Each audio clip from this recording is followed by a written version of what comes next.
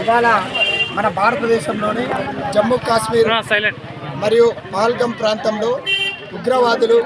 అత్యంత కిరాతకంగా మన భారతీయుల్ని 28 మందిని హతమార్చి మన దేశంలోని